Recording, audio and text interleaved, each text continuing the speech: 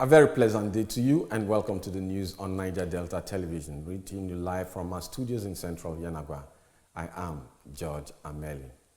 The opening highlights. Governor Diri makes case for Niger Delta coastal communities at UN Summit.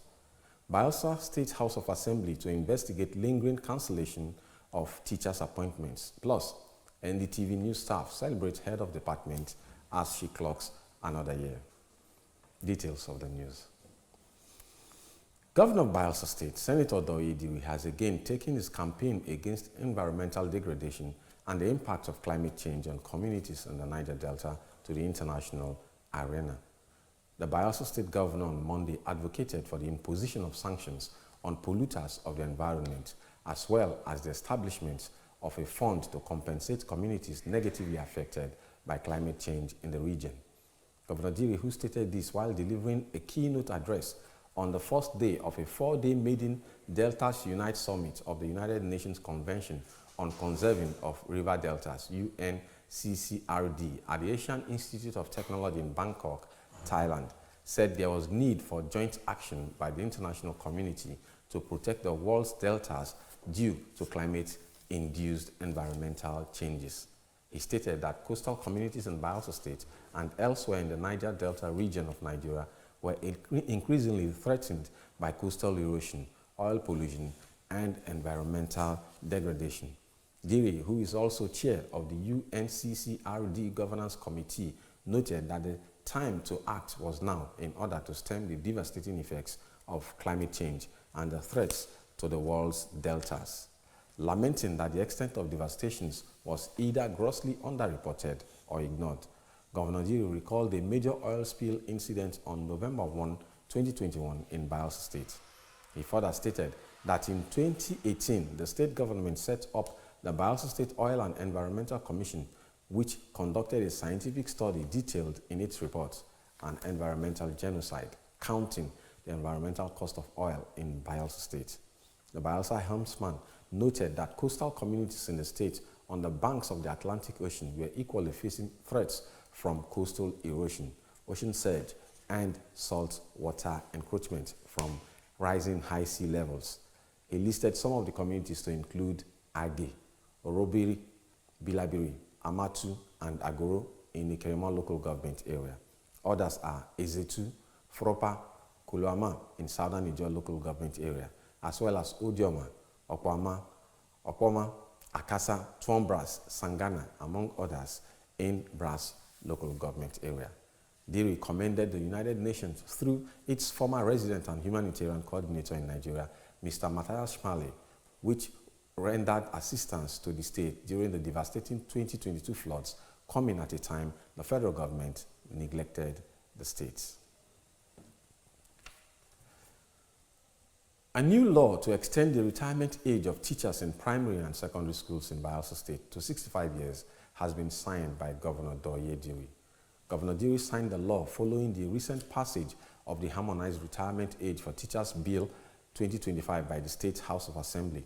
According to a provision in the new law, teachers in the state shall by this law retire on attainment of 65 years of age or 40 years of pensionable service, whichever is earlier.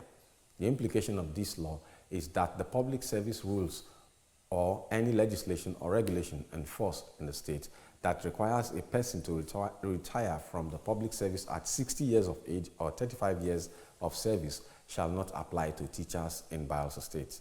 The Harmonized Retirement Age for Teachers Law 2025 defines a teacher to mean an education officer or someone engaged in teaching, including a technical instructor who teaches trade, technical, or vocational subjects in a secondary school, college, or professional department, as well as headmaster or headmistress in a primary school who possesses requisite teaching qualifications recognized by the Teachers Registration Council of Nigeria.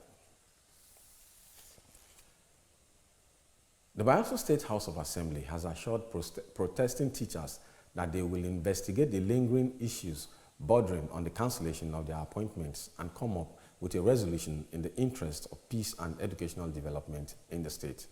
Clerk of the House, Dr. Kent Adogu, addressed the protesting teachers at the Assembly Complex in Yenagoa Assembly correspondent Enebraton Priye has the details. Equipped with placards of different inscriptions, the affected teachers walked from St. Jude's Girls Secondary School, Lamarata, to the assembly complex calling for their reinstatement and immediate payment of 7 months unpaid salary entitlement. The assembly clerk, who came out from the complex after listening to their demands, advised them to be civil, as he assured them that he will submit their request to the leadership of the House. Dr. Kent assured them that the House leadership will discuss the matter within the next 7 days and come up with the House stand on the issue. The protesting teachers later visited the Creekhaven Government House to also express their grievances. I am Nebraton Priye, reporting for NDTV News. All is now set for the Champions of Nigerian Content Awards being organized by the Nigerian Content Development and Monitoring Board, NCDMB, in partnership with Sweet Crude Limited, publishers of Sweet Crude Reports, aims to recognize individuals and companies that have made significant contributions to the development of Nigerian content in the oil and gas industry. The awards ceremony is scheduled for Wednesday, May 21, 2025, at the NCDMB's Conference Hall, Yenagoa, the Bayelsa State Capital. The event will take place at the sidelines of the Nigerian Oil and Gas Opportunity Fair, NOGOF, scheduled for May 20 through the 22nd, 2025. The Champions of Nigerian Content Awards will be determined by verifiable accomplishments using the defined metrics set by the Monitoring and Evaluation Directorate and other operational directorates and divisions of the NCDMB. The awards categories include Nigerian Content Icon of the Year, Nigerian Content Lifetime Achievement Award, Nigerian Content International Upstream Operator of the Year, Nigerian Content Indigenous Upstream Operator of the Year, Nigerian Content Midstream Operator of the Year, Nigerian Content Downstream Operator of the Year, Women in Leadership Award for promoting gender equality and empowerment. Awardees will enjoy commensurate benefits including media exposure and prominent display at the headquarters of the NCDMB, among other benefits to be determined by the board. Commenting on the Champions of Nigerian Content Awards, Mr. Felix Ogbe, Executive Secretary of the NCDMB, said the time had come to identify and celebrate pillars of Nigerian content who shall serve as a shining example of what is expected of others in the industry. He noted that the awards are being launched just when oil and gas industry players are gearing up to mark the 15th anniversary of the Nigerian Oil and Gas Industry Content Development Act, NOGICD Act 2010. Managing Director of the First Exploration and Petroleum Development Company, Ademola Adeyemi Bero, has called on host communities to focus on ways to achieve common sustainable projects that will greatly benefit them and the future generations. The Managing Director, represented by the firm's Manager, Engineering and Capital Project Unit, John Alamu, made the call at a stakeholders meeting in Yenagoa. Correspondent Nelson Agadi tells us more. It was a gathering of stakeholders in the oil and gas sector organized by Kefeso. Kefeso comprises of Kolama 1 and 2 communities, Eze2, Furupa, Fishtown, Ekene, and Sagana communities. The one-day Kefeso Stakeholders Forum was held in Yenagoa, the state capital, and was themed envisioning sustainable community development in the Niger Delta host communities, identifying challenges and actualizing the PIA paradigm shift. Addressing participants, the Managing Director and Chief Executive Officer of First Exploration and Petroleum Development Company, Mr. Ademola Adeyemi Bero, who was represented by the General Manager, Engineering and Capital Project, Engineer John Alamu, who said host community should chart way forward for better future. It's my distinct pleasure to welcome you to this important stakeholder forum organized by the Kefeso Host Communities Development Trust, KHCDT. It has also facilitated employment, scholarships, and capacity development for community members, while strengthening its governance frameworks to ensure transparency and alignment with regulatory expectations. Your presence here signifies our collective resolve to advance sustainable growth and development in our host communities. The Chief Executive Officer also appreciated the Honorable Minister for State Petroleum, Senator Eniken Lokwobiri, for sustaining the oil sector, and also gave kudos to Kefeso for mutual understanding. It's both timely and aligned with First Year Peace vision for our engagement with host communities. We believe the PIA offers an unprecedented opportunity for host communities to play a leading role in shaping their own development. Speakers, in different remarks, emphasized way forward on PIA and its implication. On behalf of the Kefeso communities, we would like to extend our heartfelt gratitude to First Year Peace. As we convey today, our primary goal is to explore and propose actionable strategies that can foster sustainable development. About 95 billion naira paid and $144 million. To show that critical soft and hard infrastructure are put in place in the host communities to stimulate integrated and sustainable community development. On his part, the Minister for State Petroleum, Senator Eniken Lokwobiri, advised communities to manage the 3% provision in the PIA and to avoid crises at all costs. I use this medium to appeal to the communities. I appreciate the importance of the host community structure. And that you can't achieve any meaningful use of this 3% without you being united. The high point of the occasion was a panel discussion. Not just building the infrastructure, but ensuring that that infrastructure is maintained and it is utilized effectively for the purpose for which it was built. The interactive section was also robustful with interesting questions and appreciating answers. I'm Nelson Agadi Jr., reporting for NDTV News. Former President Olusegun Obasanjo has criticized the 70,000 naira new minimum wage approved for workers by President Bola Tinubu, describing it as grossly inadequate to cover workers' basic needs, including transportation, food, and housing. The former president accused labor leaders of betraying workers by prioritizing personal interest over collective welfare. The criticism by Obasanjo is contained in his newly released book, Nigeria, the Past and the Future, which highlights the dire economic situation in the country. In chapter 17 of the book, Obasanjo accused labor leaders of neglecting leadership while pursuing personal interests.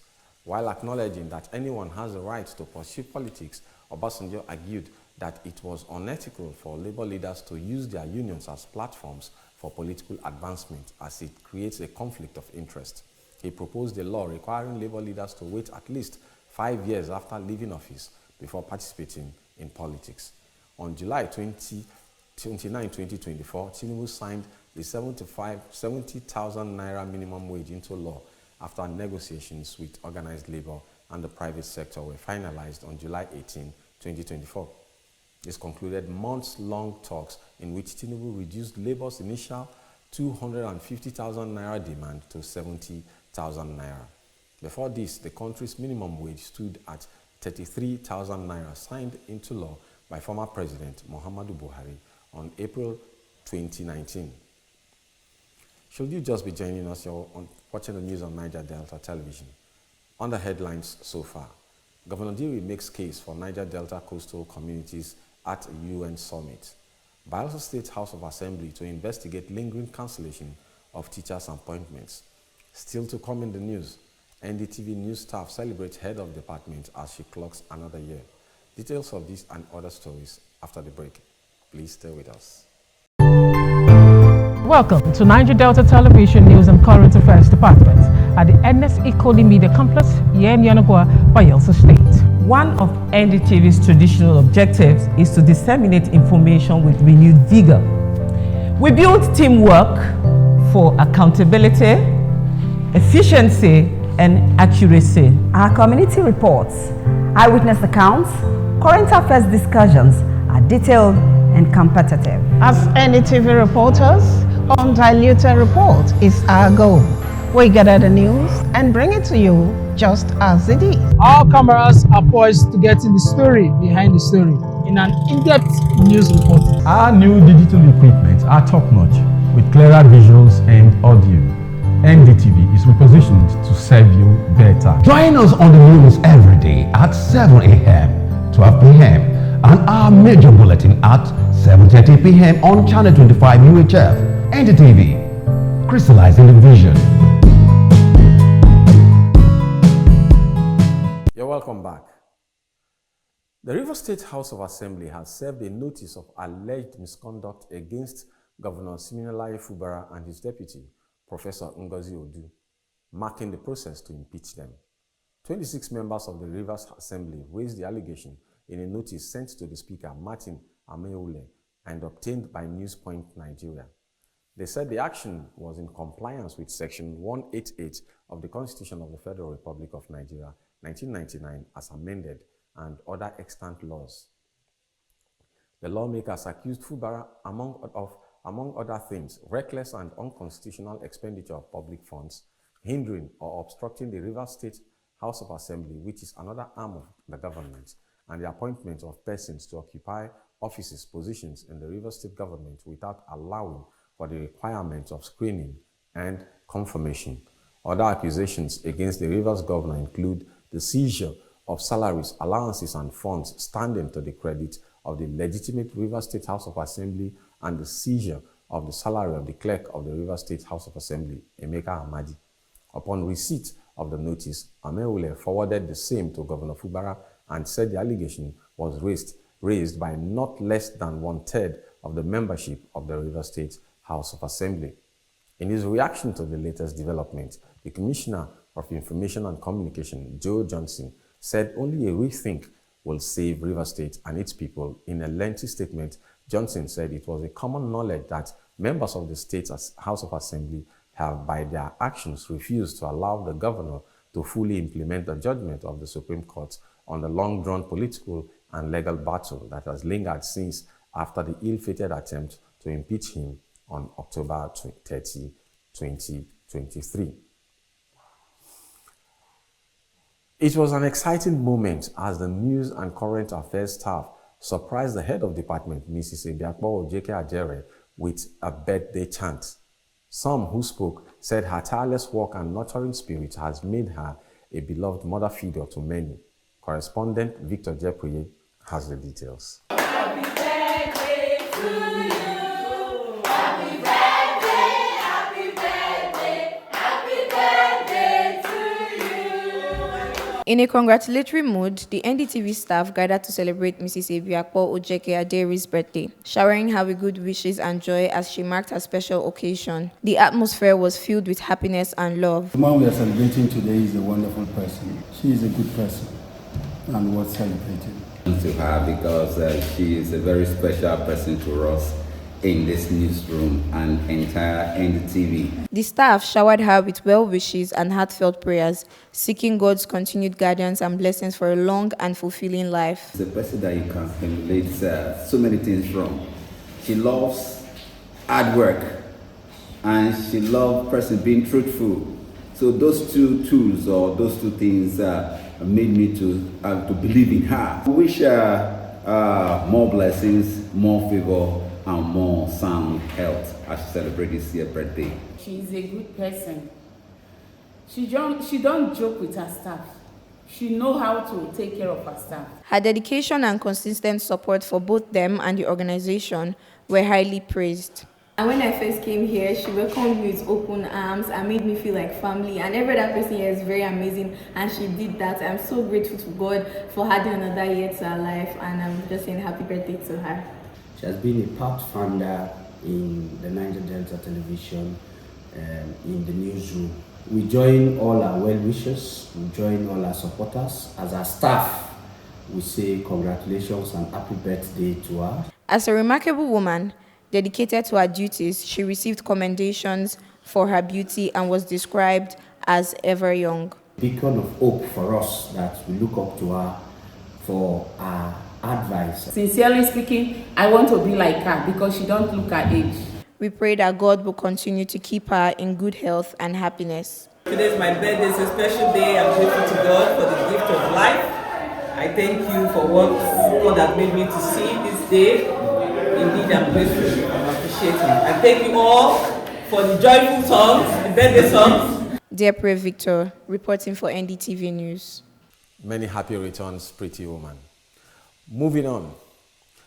Nigerian hip-hop star Ahmed Olalode, popularly known as Asake, has reconciled with his father and has also fully embraced fatherhood.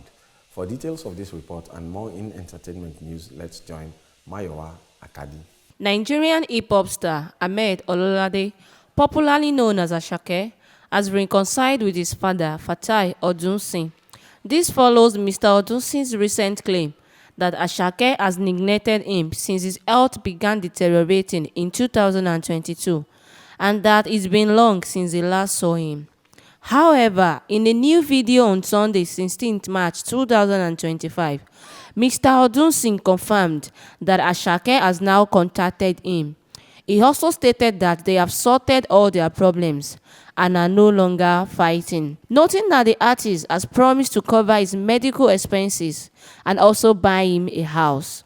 Additionally, Asake has pledged to take full responsibilities for his 11-year-old daughter, Zinat. He never denied her, but he is now fully embracing his role as a father.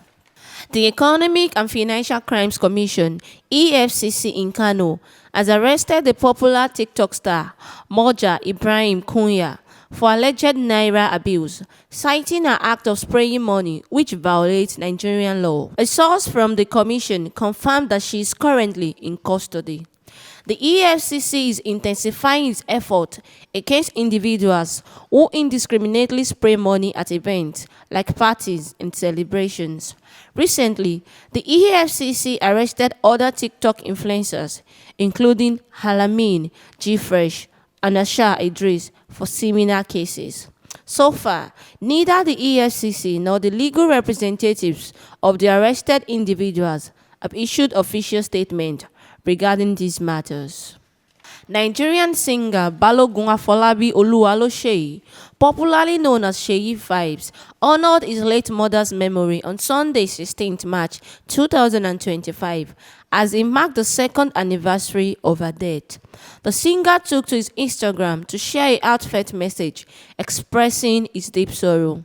In his heartfelt post, he wrote, "If you ask me, I want my mom back," which reflects the enduring pain of his loss. The emotional tribute reflected the deep bond they shared while his mother was alive, with the artist expressing his longing for her presence despite his continued success. I am Maya Wakadi for NDTV Entertainment News. On to sports news now. Bayelsa United over the weekend defeated Lobby Stars by a lone goal in the keenly contested March Day 29 encounter at the Samson Siasa Sports Stadium. For details of this report and other sports stories, let's join Ayemi Mene. The Oaks got off to a strong start, seeking an early breakthrough. Despite having the ball most of the time, they were unable to come through the resolute Lobby Stars defense. The home team resorted to shooting from range, but their efforts couldn't trouble the visiting goalkeeper. Lobby Stars almost stunned the home crowd in the 17th minute with a quick counter-attack that rattled the woodwork. The first half saw Bayelsa United striker Ifeanyi Ogba booked for simulation in the 39th minute after colliding with the opposition in their box. At halftime, the game remained scoreless. Bayelsa United's attacking momentum continued after the restart, with Ifeanyi testing the goalkeeper from a powerful shot from the edge of the box in the 46th minute. After persistent pressure, the home team finally scored in the 55th minute. The home crowd cheered when Wisdom's well-struck free kick found the back of the net. Yaya, who came on as a substitute, came close to doubling the lead in the 81st minute but fell short. They also showed determination to finish the game 1-0, gaining a crucial 3 points in their quest to climb up the league table. At Wembley, Newcastle defeated Premier League rivals Liverpool 2-1, ending their 70-year wait for a major domestic trophy. After a lively first half, boyhood Toon supporter Dan Burn gave Eddie Howe's team the lead with a powerful header from Kieran Trippier's corner. Newcastle thought they had gone 2-0 up after the break when Alexander Isak converted from close range, only for the goal to be ruled out for offside against Bruno Guimaraes. but the Swedish striker was not to be denied, curling into the bottom corner from inside the box after Jacob Murphy had knocked down Tony Livramento's cross. Liverpool set up a nail-biting finish in stoppage time when Avi Elliott's ball was fired in by fellow substitute Federico Chiesa. The goal was initially flagged offside before being awarded following a lengthy VAR review. However, Newcastle held on for their first trophy since the 1955 FA Cup finals. Ayemi Miene for NDTV Sports. That report from Miene Ayemi concludes our news bulletin. But just before we go, Governor of Bayelsa State, Senator Doye Diri, has again taken his campaign against environmental degradation and the impact of climate change on communities in the Niger Delta to the international arena. We also brought to you a report that the Bayelsa State House of Assembly has assured protesting teachers that they will investigate the lingering issues bordering on the cancellation of their appointments and come up with a resolution in the interest of peace and educational development in the state. And finally in the news, it was an exciting moment as the news and current affairs staff surprised the head of department, Mrs. Ebiakpo Ojeke Adere, with a birthday chant. That's the news. I am George Ameli. Thanks.